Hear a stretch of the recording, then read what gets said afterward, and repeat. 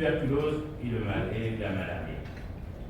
Quelques années après, il a été révélé qu'il fallait aussi agir sur le système de santé en général pour avoir des meilleurs impacts sur les 3 maladies.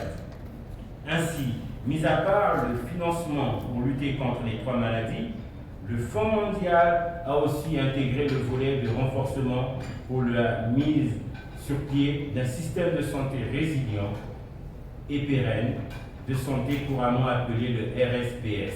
C'est ici l'occasion aussi de remercier nos partenaires.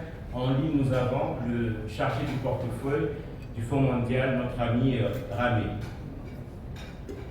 Juste pour dire qu'en général, le cycle de la subvention du Fonds mondial est de 3 ans. Et à partir de la 2e année de ce cycle, le pays bénéficiaire doit se préparer pour soumettre une nouvelle demande. On les utilise pas toujours de façon intelligente pour arriver à destination. Donc le message aujourd'hui, c'est qu'il n'est pas certain que l'on va avoir plus, mais il est absolument obligatoire que nous faisons plus et mieux avec ce que nous avons. Donc, je ne vais pas être plus long. Ma présence, c'est pour vous dire que le ministère accompagne tous ceux qui sont à ses côtés pour organiser la réponse.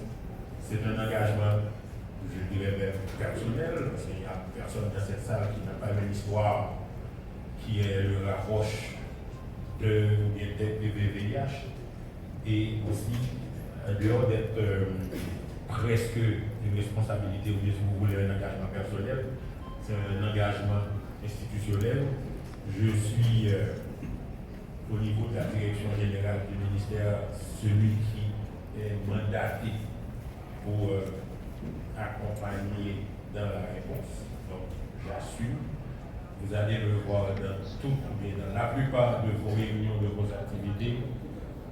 Celles auxquelles je ne pourrai pas assister physiquement, je vais être représenté et j'aurai des détails sur tout ce qui se passe. Donc voilà, c'est l'engagement que nous prenons au niveau du ministère d'accompagner en tout cas du marché avec tout le monde pour arriver vers 2030 en réussissant 2025.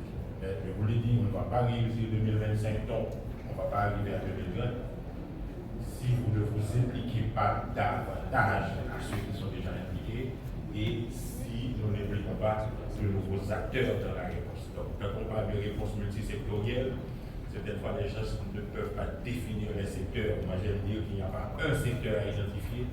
C'est un problème national, donc la réponse doit être au niveau national. Quel que soit le secteur qui a un rôle à jouer, il doit le jouer pleinement. Sinon, on va tous, je ne dirais pas échouer, mais on n'atteindra pas nos objectifs. Et pour répéter la belle petite phrase apprise en Afrique du Sud, si au final vous n'avez pas réussi, il faut oublier que vous avez tenté. C'est une traduction.